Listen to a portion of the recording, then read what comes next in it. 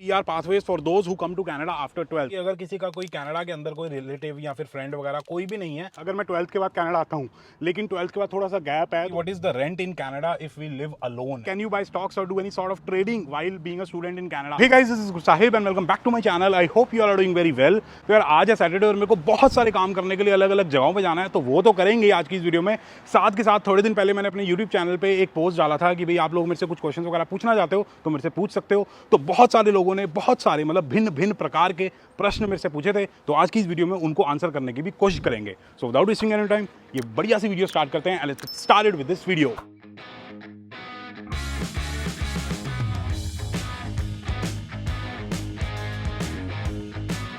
हाँ जी, तो सबसे पहला जो क्वेश्चन है वो है अयान खान जी का, और उनका क्वेश्चन है कि what is the rent in Canada if we live alone. अब अयान यार देखो, ये काफी सारे फैक्टर्स पे डिपेंड करता है कि आप किस सिटी में रहते हो, किस टाइप की अकोमोडेशन में रहते हो। फॉर एग्जांपल, अगर आप एक 1 BH के अपार्टमेंट में अकेले रहते हो तो 1 BH के किचनर डाउनटाउन के अंदर होगा लाइक $1500 $1600 पर मंथ। अगर आप एक छोटे टाउन में रहते हो जैसे कि सारनिया वगैरह हो गया तो उसके डाउनटाउन में रहते हो तो वो $1100 1200 $1300 पर मंथ। अगर सिटी से थोड़ी बाहर रहते हो लाइक सबर्बन एरियाज में तो वहाँ पे थोड़ा सा कम रेंट होगा, $1000 पर मंथ या फिर मैक्सिमम $1200 पर मंथ। तो काफ़ी सारे फैक्टर्स पे डिपेंड करता है। अगर आप एक घर के अंदर मतलब सिंगल रूम में मतलब इंडिविजुअली एक रूम के अंदर रहते हो तो $600 $700 $800 पर मंथ, तो ये हिसाब किताब है। हाँ जी, तो यार अभी हम आए अपना मेल बॉक्स चेक करने, क्योंकि काफ़ी टाइम से चिट्ठी वगैरह चेक नहीं की है, तो देख लेते हैं क्या चिट्ठी आई है, क्या हिसाब किताब है।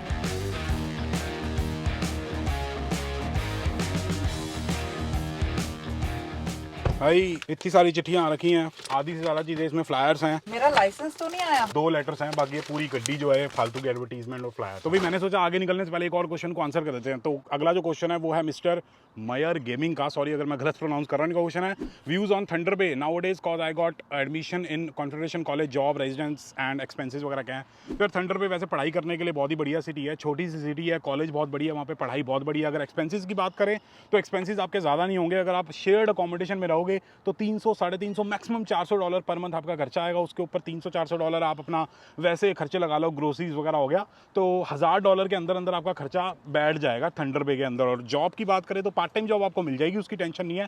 बहुत पार्ट टाइम जॉब्स हैं, लेकिन पढ़ाई कंप्लीट होने के बाद फील्ड वाली जॉब कम ही है वहाँ पे, तो उस केस में आपको किसी और सिटी में मूव होना ही पड़ेगा, या ओंटारियो में या फिर किसी और प्रोविंस में मूव होना पड़ेगा। तो थंडर बे का ये हिसाब किताब है। बाकी कभी डिटेल में बात करेंगे थंडर बे के बारे में, क्योंकि फ्यूचर में ट्रिप्स प्लान हो रही है बड़ी। नेक्स्ट क्वेश्चन है रेणुका शर्मा जी का, और उनका क्वेश्चन है please tell us about nursing career in Canada. तो यार कनाडा के अंदर nursing is one of the highest paying careers in Canada. तो अगर आपको नर्सिंग में आपको जॉब वगैरह मिल जाती है, इस फील्ड में चले जाते हो तो अच्छी खासी सैलरी होगी, लेकिन उसके लिए आपको बहुत पढ़ाई करनी पड़ेगी, लाइसेंसेस, सर्टिफिकेशन, ये सारी चीज़ें लेनी पड़ेगी।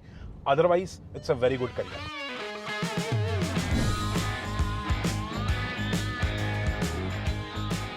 हाँ जी, तो यार अभी हम हेनरीज नाम के कैमरा स्टोर पे आए एक माइक वगैरह का पता करने, लेकिन मैंने सोचा अंदर जाने से पहले एक और क्वेश्चन को आंसर कर देते हैं। तो बेसिकली गुरतेज सिंह का एक क्वेश्चन है कि भैया टैक्स सिस्टम के बारे में बताओ, पूरे टैक्स सिस्टम के बारे में बताओ कनाडा के अंदर, और मनी सेविंग टिप्स दो स्टूडेंट्स के लिए। तो बेसिकली यार इन दोनों के ऊपर मैंने प्रॉपर तरीके से एक वीडियो बना रखी है कि भाई कनाडा के अंदर आपकी पर्टिकुलर कुछ सैलरी है तो आपका टैक्स कितना कैलकुलेट होगा, कितना टैक्स वगैरह कटेगा, और साथ के साथ पैसे कैसे सेव करने हैं। बाकी एक सेविंग के बारे में टिप मैं ये देना चाहूँगा कि अगर आप एक स्टूडेंट हो तो कनाडा के अंदर मोस्ट प्रोबेबली आपको आर्ली वेज ही मिलेगी, एक घंटे के 14 15 या फिर 16, जितना भी आपको पैसा मिलेगा उतने डॉलर्स मिलेंगे, ठीक है। सेविंग के बारे में बताना चाहूँगा, जब भी आपको माइंड में आता ना कि मेरे को ये चीज़ खरीदनी है तो उसको आवर्स के पॉइंट ऑफ व्यू से देखो कि अगर कोई चीज़ $100 की है तो ये सोचो कि भाई अगर दिन में आप 8 से 10 घंटे काम करोगे तब जाके वो चीज़ आप खरीद पाओगे। तो क्या वो आपके 10 घंटे के काम के वर्थ है वो चीज़? अगर वर्थ है तो खरीद लो, अगर नहीं है तो मत खरीदो। इस तरीके से सोचोगे तो आपके कुछ पैसे बच जाएंगे। बाकी और भी तरीके हैं, वीडियो जाकर आप चेकआउट कर सकते हो। आगे निकलते हैं।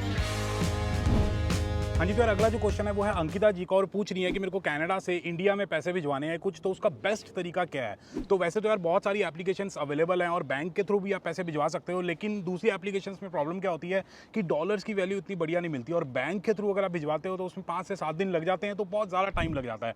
तो मेरे हिसाब से patient one of the best applications हैं कनाडा से इंडिया में अपने डॉलर्स सेंड करवाने के। तो बेसिकली यार पेसेंट एक ऐसा प्लेटफॉर्म है जिसको यूज़ करके आप कनाडा से all over the world 170+ countries में अपने मनी ट्रांसफर कर सकते हो। हो, और इसमें आपको डॉलर्स की वैल्यू बहुत बढ़िया मिलती है और पैसे भी आपके इंस्टेंटली ट्रांसफर हो जाते हैं। और इसको यूज़ करके हम जितनी भी ट्रांजैक्शंस करते हैं वो बहुत ज़्यादा सिक्योर्ड होती हैं, क्योंकि उनके अंदर बैंक लेवल की सिक्योरिटी होती है and they are secured by organisations like Visa and Mastercard. और इस ऐप के बारे में मेरे को सबसे बढ़िया चीज़ ये लगती है कि इसको यूज़ करके आप इंडिया के किसी बैंक अकाउंट में 5 लाख रुपए तक का अमाउंट ट्रांसफर कर सकते हो, और यूपीआई को यूज़ करके भी आप 1 लाख तक रुपए का अमाउंट ट्रांसफर कर सकते हो। जो ट्रांसफर होगा वो बिल्कुल इंस्टेंट होगा। तो अगर आप भी यार कनाडा से अपनी होम कंट्री में पैसे ट्रांसफर करना चाहते हो तो पेसेंट को डाउनलोड कर सकते हो, लिंक डिस्क्रिप्शन में डाल दूंगा। और साथ के साथ अगर गुरसाहिब फ्री कोड यूज़ करोगे तो पहली 3 ट्रांजैक्शंस आपकी बिल्कुल फ्री होंगी। अब वीडियो को कंटिन्यू करते हैं। हाँ जी, तो यार अगला जो क्वेश्चन है वो है रियाज मकरानी जी का, और उनका क्वेश्चन है कि यार सेमेस्टर 2 के बाद जो 4 मंथ्स की ब्रेक आती है ऑफिशियल, तो उसको अगर हम स्किप कर देते हैं तो लॉन्ग टर्म में कोई इशू तो नहीं होगा? इसके प्रोज बताओ और इसके कॉन्स बताओ। अब मेरे हिसाब से यार इसके प्रोज ये हैं, मतलब एक फ़ायदा मेरे को ये दिखाई देता है कि आपका जो कोर्स है वो फटाफट से कंप्लीट हो जाएगा 16 महीनों के अंदर। 4 महीने की ब्रेक होती है तो वो गैप सा आ जाता है, तो 20 महीने लगते हैं, तो जल्दी जल्दी कोर्स आपका कंप्लीट हो जाएगा। उसके बाद वर्क परमिट, PR, फिर आप अपनी प्लानिंग वगैरह कर सकते हो लाइफ की। नुकसान इसका ये है कि यार अगर आपकी 4 महीने की ब्रेक नहीं होगी तो उस ब्रेक के अंदर आप फुल टाइम काम कर सकते हो और बढ़िया बढ़िया पैसे कमा सकते हो, अपनी फीस इकट्ठी कर सकते हो, लोन उतार सकते हो, या फिर कुछ खरीदना है तो उसके लिए पैसे इकट्ठे कर सकते हो। अगर वो ब्रेक नहीं होगी तो फुल टाइम काम नहीं कर पाओगे, तो बिना ब्रेक के फीस इकट्ठी करना, लोन उतारना बहुत मुश्किल हो जाएगा। बाकी यार यहाँ पे मैं अपनी और अमनदीप सिंह जी की पगड़ी लेने आया हूँ, क्योंकि अगले हफ्ते अमनदीप सिंह जी की कॉन्वोकेशन है लैम्पटन कॉलेज सारनिया के अंदर, तो वहाँ जाना है, तो थोड़ा तैयार होकर जाएंगे ना, तो उसके लिए सौदा लेने आया है। डबल पगड़ी थी ना तो सिलाई लगवानी थी, तो वो लेने आए हैं। तो भाई पगड़ी हमने ले ली है, एकदम बढ़िया कलर की, एकदम टॉर से जाएंगे सारनिया वाले लैम्पटन कॉलेज में। बाकी एक और क्वेश्चन को आंसर कर देते हैं, वो है लव कूल जी का। उनका क्वेश्चन है can I buy a new car for Uber? Definitely यार, आप उबर करना चाहते हो, स्किप द डिशेस करना चाहते हो, डोडैश करना चाहते हो, इंस्टाकार्ट करना चाहते हो, किसी भी गाड़ी पे कर सकते हो। नई, पुरानी या जैसी भी गाड़ी हो आपकी मर्जी है, लेकिन ये देखो कि आप कोई बिजनेस कर रहे हो तो कम से कम खर्चा करो ताकि प्रॉफिट आपका बढ़िया हो। तो नई गाड़ी पे मत ही करो, यूज कार खरीद लो। तो भाई अभी हम आए हैं देसी स्टोर के अंदर, जैस्मिन जी को अंजीर खरीदनी है और पता नहीं कुछ ड्राई फ्रूट्स वगैरह खरीदने हैं, और मेरे को कोई टॉफी वगैरह खरीदनी है चटपटी, तो लेते हैं और 1-2 क्वेश्चन को अंदर ही आंसर करने की कोशिश करेंगे।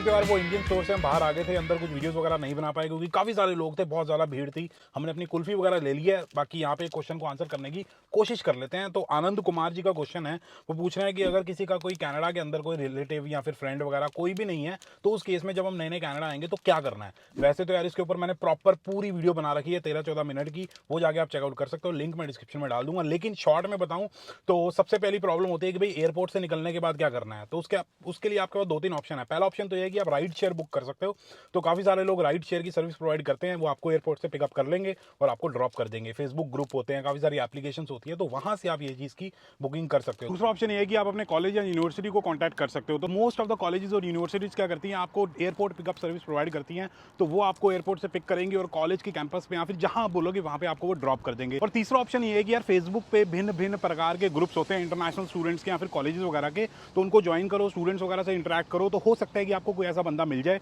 जो आपको पिकअप भी कर लेगा और अकोमोडेशन वगैरह भी प्रोवाइड कर लेगा फ्री में या फिर किसी चार्ज पे। और साथ के साथ अगर अकोमोडेशन की बात करें तो सबसे बढ़िया तरीका ये है कि आप कोई एयरबीएनबी बुक कर लो या फिर कॉलेज की टेम्परेरी ऑन कैंपस अकोमोडेशन ले सकते हो, वहाँ पे रहना शुरू कर दो कनाडा आते ही, और साथ के साथ अपनी परमानेंट अकोमोडेशन ढूंढना शुरू कर दो। एक चीज़ का ध्यान रखना अकोमोडेशन के बारे में कि भैया जब भी कोई प्रॉपर्टी देखोगे तो उसको फिजिकली जाके चेकआउट करना और फिर अपनी पेमेंट करना, तो हिसाब किताब है। बाकी कैनेडियन टायर के अंदर चलते हैं, हमने कुछ सौदा लेना है, आपको भी दिखाते हैं और कुछ प्रश्नों के उत्तर देने की कोशिश करते हैं। तो भाई जो कैनेडियन टायर होता है वो कनाडा के अंदर एक बहुत ही बड़ा हार्डवेयर स्टोर होता है जहाँ पे काफ़ी सारा सौदा मिलता है, तो अंदर चलते हैं और आप लोगों को थोड़ा बहुत दिखाते हैं। बेसिकली हम यहाँ पे एसी का फिल्टर और सॉल्ट खरीदने आए हैं, क्योंकि किचन और वाटर लू के अंदर सीन क्या है कि यहाँ पे हार्ड वाटर आता है, तो एक डिवाइस लगता है घरों के अंदर, उसके अंदर सॉल्ट डालना होता है ताकि वो हार्ड वाटर को सॉफ्ट वाटर कर दे, तो वो लेने आया हूँ।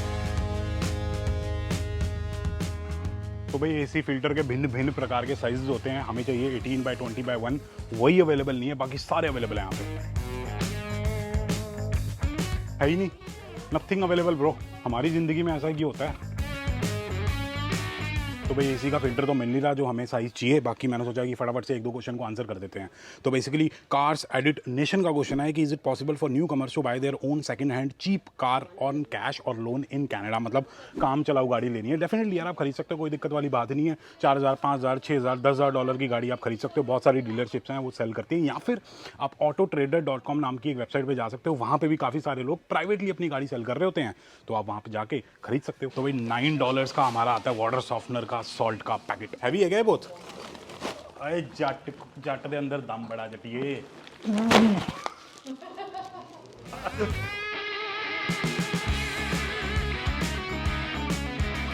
हाँ जी, तो यार अगला जो क्वेश्चन है वो है देवराज सिंह राजपूत जी का। उनका क्वेश्चन है कि भाई अगर मैं 12th के बाद कनाडा आता हूँ, लेकिन 12th के बाद थोड़ा सा गैप है, तो उसका क्या हिसाब किताब है बताओ ज़रा। किसी ने कोई बताता ही नहीं है मेरे को। तो बेसिकली यार गैप का ये सिस्टम है कि अगर उस गैप को आप जस्टिफाई कर सकते हो प्रॉपर डॉक्यूमेंटेशन के साथ, मतलब रीजनिंग दे सकते हो कि भाई ये वजह है मेरे गैप की, चाहे वो 12th के बाद है, चाहे वो ग्रेजुएशन के बाद है, या फिर आपकी मास्टर्स के बाद भी गैप है, तो कोई दिक्कत वाली बात नहीं है। वो 10-12 किलो का उठा के सांस चढ़ गई है। ओह सॉरी, पैसेंजर सीट पे जाना है मेरे को। तो भाई हरमन पूछ रहे हैं कि PR pathways for those who come to Canada after 12th। तो यार 12th वाले बच्चे जनरली क्या करते हैं, वो PNP के थ्रू अपनी PR लेते हैं, क्योंकि एक जो स्टैंडर्ड सबसे पॉपुलर तरीका है वो है एक्सप्रेस एंट्री। डायरेक्टली आप अपनी PR अप्लाई करो, जिस तरीके से मेरी हुई थी। लेकिन 12th के बाद इतने पॉइंट्स नहीं बनते हैं, तो थोड़ा सा मुश्किल होता है। तो 12th वाले बच्चे क्या करते हैं, अपनी एक्सप्रेस एंट्री प्रोफाइल बनाते हैं, फिर पॉइंट्स को बढ़ाने के लिए जिस प्रोविंस में वो रह रहे होते हैं, जहाँ पे जॉब कर रहे होते हैं, वहाँ पे अपनी PNP ले लेते हैं। PNP मिलने से उनको 600 पॉइंट मिल जाते हैं, तो आराम से उनका ड्रॉ आ जाता है, उसके बाद उनकी PR हो जाती है। PR होने के बाद उनकी लाइफ सेट तो नहीं होती, मेहनत तो उसी के बाद होती है शुरू। तो भाई हनी भाई पूछ रहे हैं कि पाजी एक कपल की कितनी सेविंग हो सकती है अगर उन दोनों की सैलरी टोटल $8,000 है महीने की, टैक्स वगैरह काट के? तो इसका जवाब तो एक कपल ही देगा, तो बताओ जी। तो भाई ये डिपेंड करता है कि आपका महीने का खर्चा कितना है, आपका रहन सहन कैसा है, आपकी शॉपिंग कितनी है, आप कितना बाहर से खा रहे हैं, आप कितना घूम रहे हैं, आपके पास कौन सी गाड़ी है, रेस्टोरेंट कितना जा रहे हैं, आपके पास गाड़ी कौन सी है। तो इन चीज़ों पे डिपेंड करता है। अगर आपके खर्चे लग्जरी नहीं होंगे तो आपकी आधी से ज़्यादा सैलरी बच सकती है। अगर एवरेजली देखा जाए ना, तो $3,000 में आप एक डिसेंट लाइफस्टाइल कनाडा के अंदर हो सकता है आपका, 3,000 से $3,500 अब में। ये भी डिपेंड करता है कि आपका घर अपना है या किराए पे। अगर अपना होगा तो ऑब्वियसली बहुत खर्चे ज्यादा होगा, ज़्यादा क्योंकि होंगे। मॉर्गेज ज्यादा होती है। $5,000 कहीं नहीं गए। हाँ, और अगर अपना नहीं है और किराए पे है तो सिर्फ रेंट होता है और कोई खर्चा नहीं होता, तो ये हिसाब किताब है। बाकी तो अगर आपकी $8,000 है, रेंट नहीं होता और कुछ नहीं होता, कितना कुछ होता है, हाइड्रो भी होता है, लेकिन वो $100-150 होता है, तो ये हिसाब किताब है। और बाकी इंक्रीमेंट की अगर बात करें तो 7 से 10% कनाडा के अंदर बहुत रेयर होता है। जनरली ऑन एन एवरेज देखा जाए तो 3%, 4%, 2%, 1% ऐसे होते हैं इंक्रीमेंट। टरका देते हैं कि आपने तो अभी ज्वाइन करा है।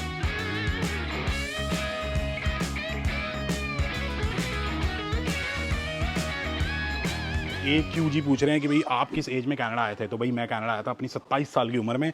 और क्या आपको रिग्रेट होता है कि जल्दी कनाडा आना चाहिए था? डेफिनेटली होता है। अगर मैं 2 साल पहले आया होता तो मे भी आज अलग पोजीशन पे होता, क्योंकि वो जो महंगाई हुई है कनाडा के अंदर, तो वो होने से पहले ही मैं अच्छी खासी स्टेज पे होता। तो डेफिनेटली रिग्रेट होता है थोड़ा सा, लेकिन कोई नहीं, जो होता है अच्छे के लिए होता है। भगवान जो करता है ना बढ़िया के लिए करता है। तो भाई AC फिल्टर तो हमें यहाँ भी नहीं मिला, लेकिन दक्षजीत सिंह जी का क्वेश्चन है, 2-3 क्वेश्चन उन्होंने एक ही बार में पूछ लिए हैं।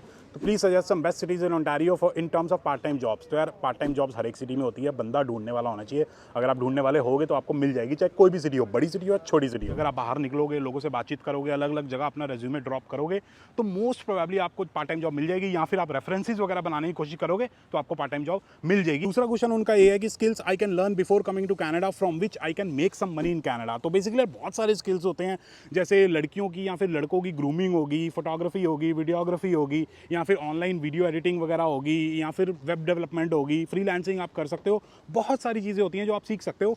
प्रभ जोसन मेरा एक फ्रेंड है जो यूट्यूब पे वीडियोस वगैरह बनाता है, पंजाबी में उन्होंने एक वीडियो बनाई थी जिसमें उन्होंने बहुत सारे स्किल्स के बारे में बात की थी, तो आप उनकी वीडियो जाके चेकआउट कर सकते हो। उनका लिंक मैं डिस्क्रिप्शन में डाल दूंगा। और तीसरा उनका क्वेश्चन है कि how to work more than 20 hours. तो बेसिकली यार अगर आपके स्टडी परमिट पे ये लिखा है कि you are not allowed to work more than 20 hours on your study visa, तो आपको नहीं करने चाहिए। 20 आवर्स से ज़्यादा काम करके क्या करोगे? ठीक है, इसका मैं एक सिंपल बोलना चाहूँगा। अगर आप 20 की जगह 24 घंटे काम करते हो, मतलब 4 घंटे हफ्ते के आप ज़्यादा करते हो, 300-400 घंटे एक्स्ट्रा करोगे, जिससे 2 साल में आप $5,000 एक्स्ट्रा कमा लोगे। $5,000 से आपकी ज़िंदगी नहीं बदलने वाली, लेकिन वही टाइम अगर अपनी अपनी पढ़ाई में स्किल डेवलपमेंट पे इंप्लीमेंट करोगे, इन्वेस्ट करोगे, तो आगे आने वाले टाइम में ना हर महीने आप $5,000 कमाओगे 2 साल की बजाय। तो मेरे हिसाब से स्किल्स पे इन्वेस्ट करो, 20 घंटे काम करो, अपना खर्चा वगैरह निकालो और सिस्टम सेट। हैप्पी पटेल जी पूछ रहे हैं कि भाई मेरा एजेंट मेरे को ये कह रहा है कि मास्टर्स करने के लिए कनाडा मत जाओ, क्योंकि मास्टर्स करने से लाइफ बहुत हैक्टिक हो जाती है, तो पार्ट टाइम जॉब करने का टाइम नहीं मिलता। तो बेसिकली मैं बताना चाहता हूँ कि एज, ये मैं अपने पर्सनल एक्सपीरियंस से बता रही हूँ, मैंने यहाँ से मास्टर्स करी है। आप जो एंजॉय करोगे यूनिवर्सिटी लाइफ वो एक अलग ही लेवल की होगी। सो आई थिंक अगर आप पढ़ना चाहते हो और यूनिवर्सिटी लाइफ को एंजॉय करना चाहते हो, सो गो फॉर इट, किसी की Definitely. बातों में नहीं आना। हाँ, और एजेंट जो होते हैं ना, उनको मास्टर्स में जब बच्चों का एडमिशन कराते हैं तो उनको कमीशन नहीं मिलती, तो उनका काम है कि आपको कन्विंस करना कि भाई मास्टर्स मत करो, कॉलेज में जाओ, क्योंकि उनको अच्छी कमीशन मिलती है। तो भाई सयन रॉय जी पूछ रहे हैं कि भाई कैन यू बाय स्टॉक्स और do any sort of trading while being a student in Canada. तो डेफिनेटली आप कर सकते हो, ट्रेडिंग करो या फिर लॉन्ग टर्म के लिए इन्वेस्टमेंट करो। लिंक मैं डिस्क्रिप्शन में डाल दूंगा, उस लिंक को क्लिक करके आप एक ऐप डाउनलोड कर सकते हो, जिससे आप अपने स्टॉक्स वगैरह में इन्वेस्ट कर सकते हो। आपको भी फायदा होगा, मेरे को भी फायदा होगा, तो सिस्टम दोनों का सेट हो जाएगा। ठीक है, तो कर सकते हो और अपने आप को फाइनेंशियली एजुकेट कर लेना कुछ भी इन्वेस्टमेंट वगैरह करने से पहले। बाकी अगर आप लोगों को वीडियो पसंद आई तो please like share and subscribe, और सब्सक्राइब करना मत भूलना। और जब तक अगली वीडियो नहीं आती है, stay healthy and keep hustling.